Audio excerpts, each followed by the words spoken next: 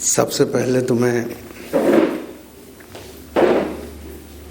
अपनी दोस्त बेनज़ीर जी का बहुत बहुत शुक्रिया अदा करता हूँ।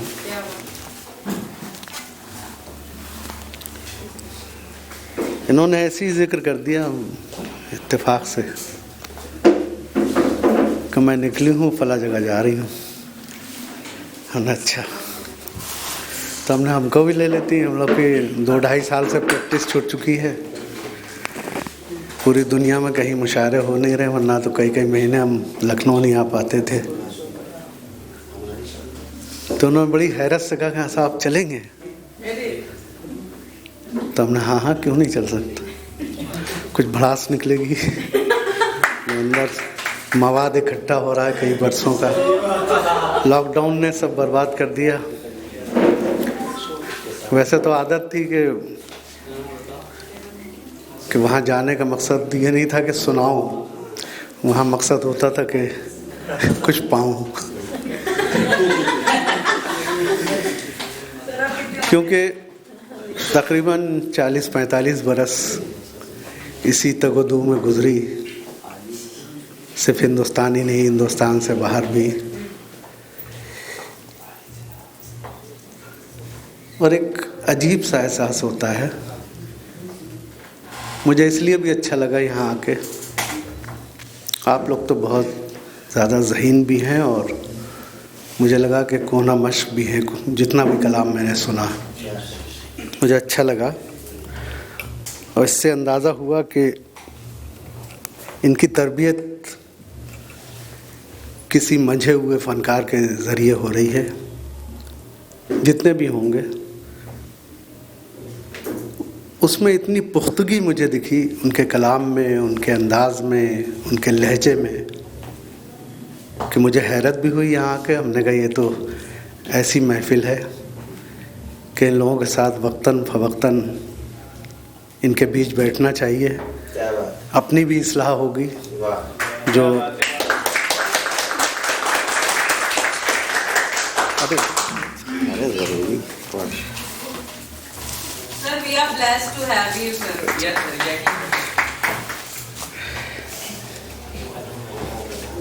मुझे वो ज़माना याद आ गया 40-45 बरस का, जब हम भी नए आए थे और ख्वाहिश होती थी कि बड़े लोगों के बीच में बैठें, उनसे कुछ सीखें, उनसे कुछ इल्म हासिल हो।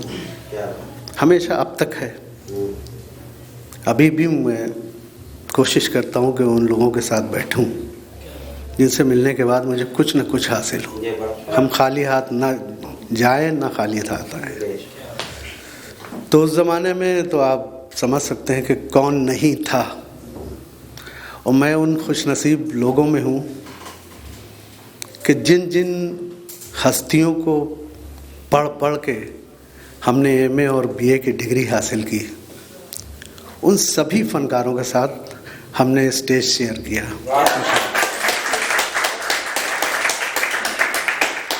चाहे वो फैज़ अहमद फैज़ हों, आप नाम हैरत करेंगे, चाहे वो अहमद फराज हों, चाहे कैफ़ी आज़मी हों जिन्होंने मुझे बेटा बनाया था। मैं ज़िंदगी भर आखिरी सांस तक कैफ़ी साहब के साथ रहा।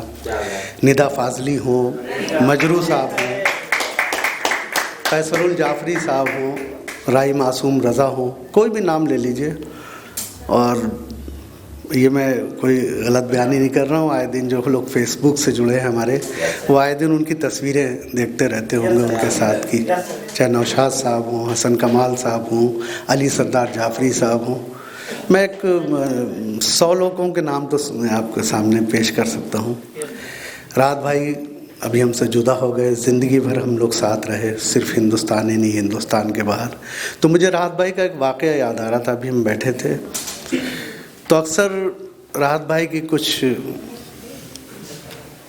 क्या कहना चाहिए, कुछ उनकी ख़राबियाँ थीं, कुछ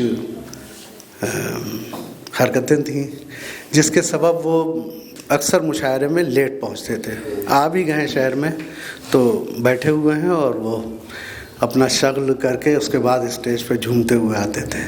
आप समझ गए होंगे। मैं उनके साथ होता था।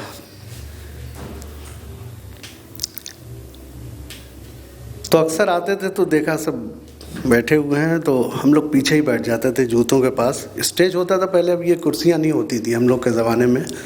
ये अभी 5-10 साल से कुर्सियाँ लगने लगी, सोफ़े लगने लगे मुशायरों में, पूरे हिंदुस्तान के बाहर भी। तो बैठ जाते थे सब पीछे। तिबले मक्तक जो लोग होते थे, जूनियर जो होते थे, अरे साहब आइए हसन भाई आ गए, आइए यूँ। हमने नहीं ठीक है। मुझे एक बुरी आदत है पान खाने की, सिर्फ वही एक है। तो मैं अपना थूकने थाकने के चक्कर में मैं अपना दाएं बाएं मारना ऐसा कोना पकड़ता था। राहत भाई की एक तो वो शक्ल था, उसके बाद सिगरेट वो चैन स्मोकर थे। अब तो इधर छोड़ दिया था 10 साल से, जब से बाईपास हुई उनकी। तो उसके सबब वो भी कहले पीछे बैठेंगे, खूब धुआं उड़ाएंगे और वहीं फेंकते जाएंगे। अच्छा, हमारे ज़माने में हमारे एक बुज़ुर्ग थे, वो बहुत मशहूर शायर थे हमारे कानपुर के। मैं आपको बता दूं मैं कानपुर का हूँ। मैं लेकिन कानपुर का माहौल मुझे लखनऊ का अच्छा लगता था, तो मैं कोशिश करता था कि मैं लखनऊ से आ जाऊँ। लखनऊ का माहौल मुझे इतना आता था और यहाँ इतनी मोहब्बत से नवाजते थे हमारे बुज़ुर्ग, बहुत मोहब्बत, बहुत प्यार से। और हकीकत ये कि मुझे ये लहजा अच्छा लगता था कि मुझे हसन नहीं कहा किसी ने। मेरे सीनियर जो थे वो मुझे कहते थे हसन साहब, तस्लीम साहब हुए, हयात साहब हुए, वाली भाई हुए, ये। तो मुझे और भी ज़्यादा लगता था यहाँ बड़ी इज्जत मिलती है, तो इसलिए कानपुर से भाग के आते थे। कानपुर में मुझे चाय वाय पिलाना पड़ती थी। अब सबसे जूनियर हम ही थे, छटाक भर के बैठे रहते थे। वो आलमगीर शख्सियतें होती थी, शेरी भोपाली साहब आ रहे हैं, फना निज़ामी साहब, ज़ेब गौरी साहब, ये सब रोज़ के बैठक वाले थे। तो सबसे चवन्नी टाइप मैं ही था। तो मुझसे कहा जाता था हसन साहब चाय बोल दो, तो मैं अपना दौड़ा चला था, पान ले आओ। तो ये सब जूनियर होने का ये फ़ायदे थे, उनकी खिदमत करने का मौका मिला। तो फिर मैंने जो है जब लखनऊ आ गए तो फिर मेरी एक ख्वाहिश थी उस ज़माने में, मैं मुशायरा तो पढ़ने ही लगा था। तो मुशायरों में एक चीज़ होती थी, सब शायर के बारे में वो तारीफ़ होती थी और तारीफ़ होने के बाद उसको उसके मकाम से बुलाया जाता था। लेकिन एक चीज़ जुड़ी हुई थी कुछ लोगों के साथ, कि जैसे मोहम्मद अली मौज रामपुरी थे, उनके साथ तारीफ़ें होने के बाद आखिर में एक जुमला बोला जाता था, ये रेडियो रामपुर से भी वाबस्ता है। या ज़ुबैर साहब से के लिए कहा जाता था, ये ज़ुबैर रिजवी साहब ये फ़लाँ ये करते और ये दूरदर्शन और रेडियो से भी वाबस्ता हैं। भाई ये एक जुमला सुनने के लिए मेरे उसको लगता था कि ये सबसे अलग है। पूरे हिंदुस्तान में सारे शायर अलग हैं, लेकिन इनकी शख्सियत, उनकी पहचान अलग है। तो वो मेरे जहन में आया, हमने कहा ये जुमला मेरे लिए लगना चाहिए। तो यही सोच के मैं लखनऊ भाग के आता था और अल्हम्दुलिल्लाह कि मैं 82 में लखनऊ दूरदर्शन से वाबस्ता हो गया। 90 में आके न्यूज़ रीडर हो गया और फिर 2000 में यहाँ रिज़ाइन करके मैं दिल्ली चला गया।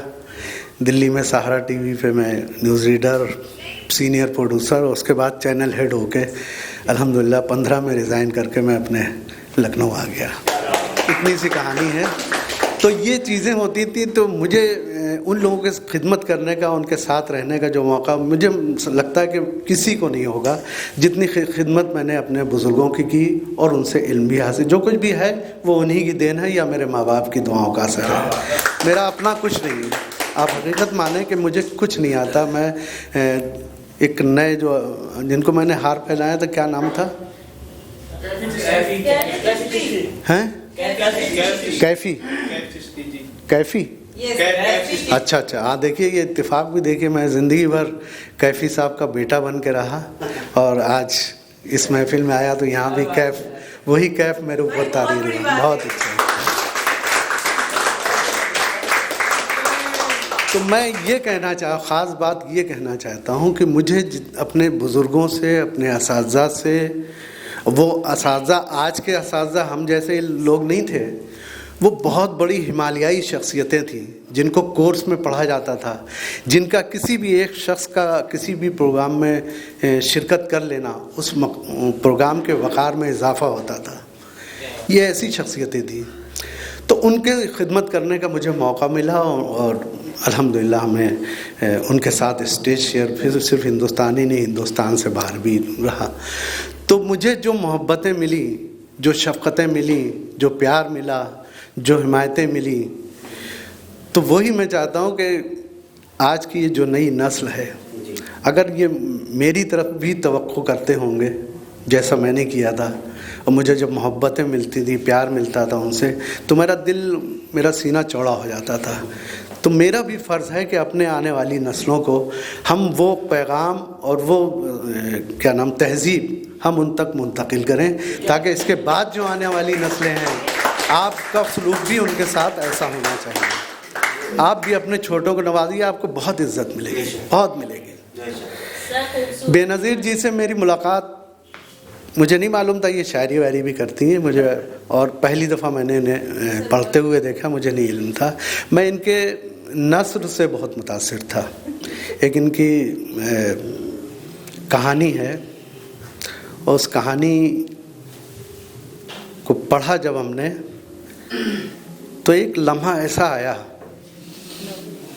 ख़त्म होने से कब्ल कि मेरी आंखें छल छल करने लगी। बस वो एक लम्हा कि मैंने इनकी इज़्ज़त और इनके एहतराम में मेरे अंदर बहुत इजाफ़ा किया। और फिर उन्होंने ख्वाहिश का इज़हार किया, कुछ बातें हुई ऐसी, मुझसे मेरे कई पब्लिशर्स पीछे पड़े हुए थे, उनसे ज़िक्र होता था, कभी बात होती थी, कहें साहब अपने स्मरण लिखिए आप, यानी अपनी याददाश्त लिखिए, किन किन शख्सियतों के साथ आप बैठे उठे, उनके साथ क्या क्या सलूक रहा, कैसे सफ़र रहे, कैसे क्या रहे। वो मेरे पास दास्तान है 40-45 बरस की। वो मेरी भी ख्वाहिश थी, और अभी मैंने 2 साल पहले शायद नया दौर में एक नंबर निकला था डॉक्टर बशीर बद्र और निदा फ़ाज़ली, तो निदा फ़ाज़ली के साथ भी मेरा बहुत ज़्यादा ताल्लुक़ था। अभी 2 साल पहले नया दौर के एडिटर ने उनकी वाइफ को फ़ोन किया, मालती जोशी को, कि साहब वो मेरे पास उनके लिए अदबी और इल्मी जितने भी हैं मज़मून भरे पड़े हैं, वो मेरे पास कोई कमी नहीं। लेकिन मैं चाह रहा हूँ निदा साहब की पर्सनल ज़िंदगी पे कोई अगर आर्टिकल हो जाए, वो आप ही लिख सकती हैं, प्लीज़ आप एक आर्टिकल अपनी तरफ से लिखिए। निदा साहब क्या थे, कैसा उनका शब व रोज़ गुज़रते थे, क्या उनका सलूक था, आपके साथ क्या था और ज़माने के साथ क्या था, ये तमाम चीज़ें। तो मैंने उनको कहा, मालती जी ने कहा मैं नहीं लिख पाऊँगी, मेरा उनका साथ सिर्फ घर तक था, घर के बाद वो क्या कर रहे हैं, उनका क्या चाल चलन था, क्या क्या हरकतें थी, मुझे नहीं पता, हम घर का बता सकते हैं। कहे नहीं फिर भी लिख दीजिए आप। कहा नहीं मैं नहीं लिख पाऊँगा, मैं नहीं लिख पाऊँगा। तो सोहेल वहीद ने उनसे पूछा, कहें तो फिर कोई एक नाम बता दीजिए कि वो ऐसा कोई आदमी हो जो उनके ऊपर ये सारी चीज़ें लिख सके, लेकिन बहुत पर्सनल हो। कहें आप उनसे हसन काज़मी से लिखवाइए। वो ऐसे वाहिद आदमी थे, मैंने देखा है ज़िंदगी भर, कि निदा साहब 2-3 दिन के बाद जो है किसी भी आदमी से वो बोर होने लगते थे और उससे चिढ़ जाते थे, वो किसी तरह उससे सिलसिला ख़त्म कर ले। लेकिन हसन काज़मी ऐसे हैं जो यहाँ महीनों इस घर में रहते हैं आके हमारे, लेकिन कभी उनसे बोर नहीं हुए, और दोनों की बहुत पड़ती थी। और निदा साहब जब भी कहीं जाएं, लखनऊ जाते थे या दिल्ली जाते थे, वो उन्हीं के होटल छोड़ के उनके घर साथ रहते थे, जाके उनके स्कूटर से घूम रहे हैं, उनकी गाड़ी से घूम रहे हैं। और दिल्ली में भी यही आलम था, मैं खुद भी गई हूँ हसन काज़मी के घर, तो आप उनसे कहिए वो लिख देंगे। तो सोहेल वहीद ने मुझे कहा कि हमने कहा नहीं यार मैं नहीं लिख पाऊँगा, क्योंकि उससे बहुत सी लड़ाइयाँ हो जाएंगी, बहुत से लोग नाराज़ हो जाएंगे, क्यों ऐसी चीज़ें हैं कि वो मैं लिखूँगा सच लिखूँगा, और सच लिखने पे ये ज़माना हो गया। मैं चाह रहा हूँ कि अभी मेरा आखिरी वक्त अभी नहीं आया, अभी 2-4 साल बचेंगे, तब मैं जो हूँ लिख दूँगा। और लिखने के बाद जो है, क्योंकि वो लिखना भी एक 40-45 बरस का 2-3 दिन में तो लिख नहीं सकते, महीने 2 महीने में भी नहीं, उसमें साल कम से कम साल भर लग सकता है। वो यादों को समेटना और वाक़यात याद करना, कुछ पॉइंट नोट नहीं है, लेकिन आप कहीं से भी जिक्र करिए, मैं अभी कहिए मैं दिन भर यहाँ सुना सकता हूँ किस्से, शायरी नहीं सुनाना चाहता मैं।